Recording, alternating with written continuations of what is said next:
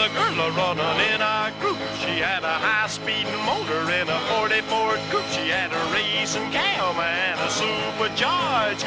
Look at Buddy, hot rod at large. She's a hot rod. She's a hot rod.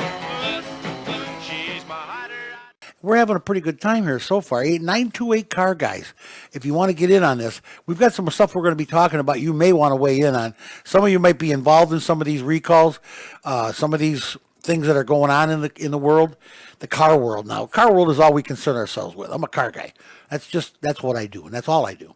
Consequently, I'm not bad at it. Trust me. You got questions, I've got answers. Just give me a call. I can just about tell you anything you want to know. We're talking about our sponsors. Ben Buskirk and Kreisky had that great car show here a while back in Crown Point. They're the hot rod dentist, in Crown Point. That's a great show. It's a great group of people. It's a great dental office. It's kind of fun to visit. Bumper to Bumper or Auto Value, Auto Wares, Auto Value. Bumper to Bumper is our parts store, and that is the parts store that I use. They've got all the different things you need, and they put the difference with them is they're not such a big box store. They have actual parts people that run their store. They know their stuff. You want to see them. If you've got questions about parts or if you need something for your car, these are the guys you got to see.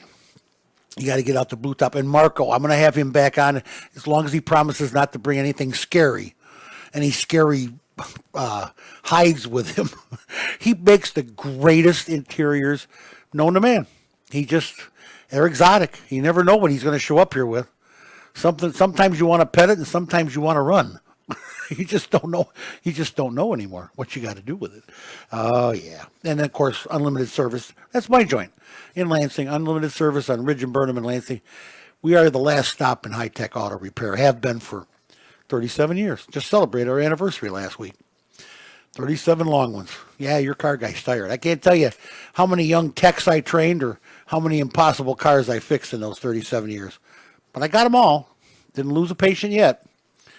2 years ago, I reported to you regarding a potential lawsuit by FCA Chrysler's dealerships, charging that the company forced them to inflate their sales statistics to help raise stock share prices and impress stockholders. Well, that's against the law. Okay. And it would make their comeback story from the 2009 bailout much more impressive at FCA Chrysler. It's against the law. I think I said that. Well, that suit did in fact get filed in 2016 in a federal court in Chicago, charging racketeering, violations of antitrust laws, oh man, and breach of contract by soliciting false sales reports from certain dealers. They made the racketeering charges have been dropped. They're not going to put anybody in jail for that. But antitrust laws are expensive if you break them. They don't put you in jail, but they fine you to death. FCA claims to have reached a suitable settlement with the 7 dealers involved. However, the U.S. Justice Department has said no comment on the ongoing investigation they're opening up on this garbage. That's manipulating the stock market. That's worse than insider trading. That's manipulation. That's what it is. That's not right. I think I told you it's illegal. Last week, we talked about this proposed new law in New York City to charge drivers for driving in the center of the city. These fines would range, this is during peak times, these fines would range from $7 to $20 per vehicle and could be expected to raise millions. And they were going to be earmarked for infrastructure upgrades. Yeah, I believe them. Yeah, that's what they said about our lotto was going to be for schools. Well, as an addendum to this story of just another tax levy, and that's what it is, it's a tax. Guess who spent $2 million to lobby city leaders to push this law forward? Who do you think did that? It just came out this week. I dug it up. Uber. Oh, sure, Uber, because they don't want you driving. They want to be you to call Uber. Stay out of the city. Call us. We'll take care of it. Yeah, right. Well, and as another addendum to this whole story, Philadelphia, after New York thinks they're going to get away with it. Philadelphia is always following suit. You know, Philadelphia, I don't know if they do anything for themselves. They always do what New York tells them to do. They're going to do the same thing. They're going to call it their congestion fee, which is a tax. Okay?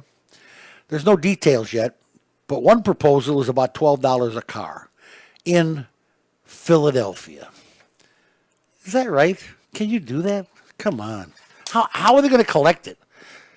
I was talking to a friend of mine, Bill, today, and I told him the story, and he goes, how are they going to collect it? Were they going to stop you at when you come into the main section of town and charge you $12? You know how long it's going to back up traffic? You'll have people throwing rocks at you and stuff. Now, as a third addendum to this little shoreway, London already has a congestion tax or fee. They call it a fee. They call it a fee too. But now they're going to add an older and diesel vehicle fee / tax in the downtown area because older vehicles and diesel vehicles pollute more. So they're going to curb pollution downtown London by adding more money. So you're not only going to pay your $12 to go into the downtown area, you're going to pay another $10 because you have an old car or a diesel. Jeez, oh, Pete. How are they going to... Somebody's got to explain to me how they're going to collect this. I just don't get it. They're going to have red light cameras. They're going to be a little guy standing on the corner as you come into town. Give me my $12. Give me my $12. How are they going to do this? I don't get it. I don't know how they're going to collect it. And I'll tell you something else. I don't think it's constitutional. I don't think they should call it a fee. They should call it what it is. It's a tax. But that word tax makes people in the United States, makes people all over the world cringe, the word tax. So you don't have a tax, you have a fee. We don't have taxes, we have fees. Well, I guarantee you, it's just not, it's a tax. You know, car makers often pool their models. I told you pool their models to make sure they have legally acceptable fuel economy and emission standards across the unit, across their whole menu, across all the cars they build. So in other words, if your Tahoe gets 13 miles a gallon, but my Chevy Volt gets 54 miles per gallon, the corporate average is agreeable to the EPA. So you can build that. As long as you build both those cars, you can get away with this. Okay. Well, 928 car guys, if you need to weigh in on any of this stuff, because I'm just going to keep rambling here because we got a lot to talk about. There's so much going on in the car world and you know what? It's important. You know why it's important to you? Do you know why it's important to you? Because you're going to have to buy another car sooner or later, and you got to make a choice. And if you don't know what's happening, what's going on, and who's doing what, you make a poor choice. Don't buy it because you like red, or don't buy it because you like the rear end or the fenders or something. You should know about these cars and what's going on. It's a cool thing. And I don't mind sharing it with you because I love the car world. I'm telling you, this is my world. And I don't know. I was born and raised in it and I love it. And I'm just going to stay that way, and that'll be the way. What they come and get me with a 2-wheel cart and haul me across the street. That's how it's going to work. Since my trip to the Chicago Auto Show revealed to me this is surely the year of the trucks and the SUVs, the crossovers. I was looking for some heated competition from the big three in Detroit. Man, I am not disappointed. They are rocking. It's just unbelievable. The sales figures, it's really, really crazy what's going on in Detroit. The big thing is the pickup trucks. For the first time, Chrysler redesigned the Ram 1500 in 2018 and really nailed it, and sales have skyrocketed ever since. In the first quarter of 2019, Ram has taken over second place from General Motors for the first time ever in pickup truck sales.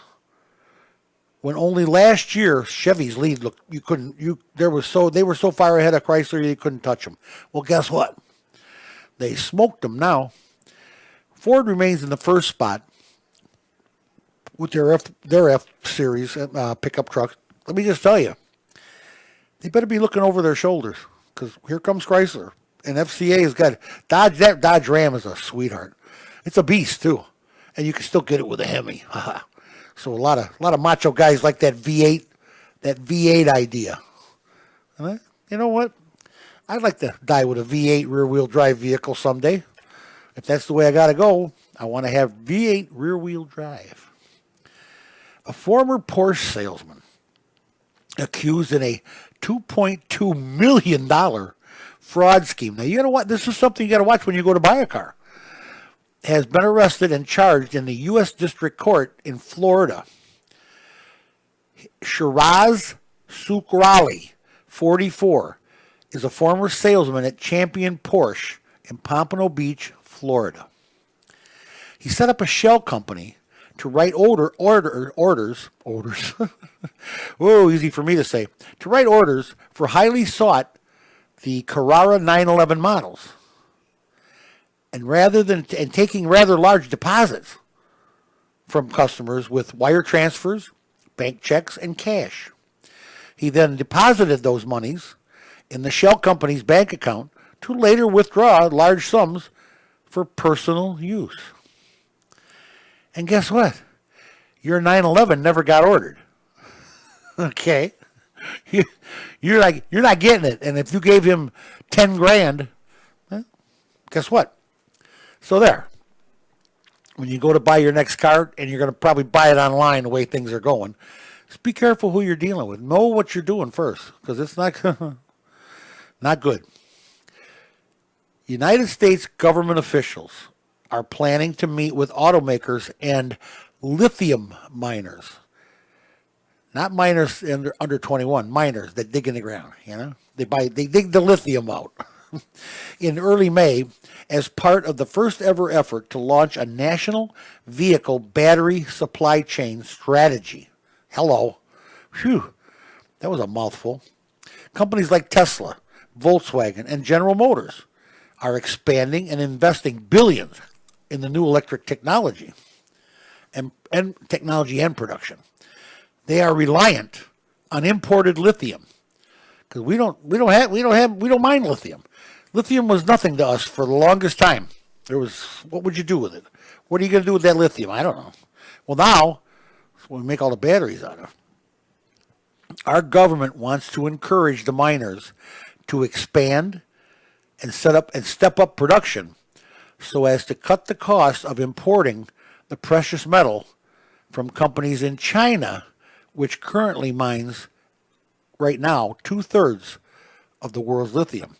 So that is an import from China that I don't know how much longer we're going to be able to do that.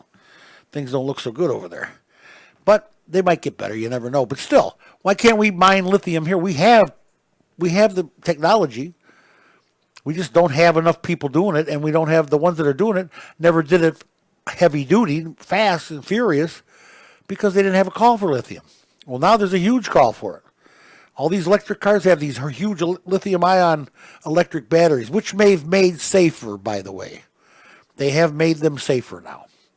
Originally, they were a fire hazard. Matter of fact, they're the ones that had your phone caught on fire. Your computers caught on fire because they had the lithium-ion batteries on them. But it's a lot safer now. They've fixed that, supposedly. Well, we're going to see. But anyway, we need some lithium. So if you want to invest in something, invest in a lithium mine. Well, I don't know where you get it. I don't know what lithium comes from. I don't have any idea. Is it in the mountains or is it in the ocean? Where is it? Down below or up above? I have no idea. Maybe I'll look into that for next week and see where does lithium come from? I never really cared before. I suppose I should now, shouldn't I? In an effort to rebuild the sagging sails of the Ford Escape crossover, Ford is offering the 4th generation Escape in 2020 with a 3-cylinder engine. Okay, don't laugh at me now. A 3-cylinder engine and all new hybrid powertrains that will make the once quite popular model even more economical to own. A 3-cylinder. Oh, it gets better. No, it gets better. At certain speeds, the 3-cylinder will drop a cylinder and operate on 2.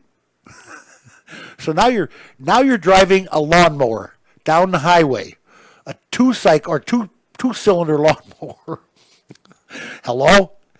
The 1.5 liter engine is rated at 180 horsepower, and both have new powertrains and will be paired with an 8-speed transmission. 3 cylinders, and if you get on the road and you hit a certain speed, it drops to 2. I don't think so. I don't think so. Besides that, when did they figure out how to make a 3-cylinder engine that was smooth, that wasn't off balance? Usually it would have to be a rotary like the old Wankel. I don't know. I got to see that 3-cylinder engine. I want to see a picture of that. Matter of fact, I want to see one first up, hands on, eyeball to eyeball to crankshaft. I want to see that baby. Also at Ford, to partner with the Escape in subcompact crossover market is a blabbing. Ford is planning, not blabbing. They're planning to launch a baby Bronco, a little baby Bronco. Isn't that cute? To compete with General Motors, Honda, and Toyota in the highly competitive market. Now, a baby Bronco. We haven't had a Bronco in ages, and now they're bringing the Bronco back, 2019. I saw pictures of it. It looks cool. I wouldn't mind having one. I don't know if they make a 4-wheel drive and if you could put a plow on the front of it for my shop, but if I could do that, I might buy one. I know you can't put a plow on a new Ranger, so that's just how it is.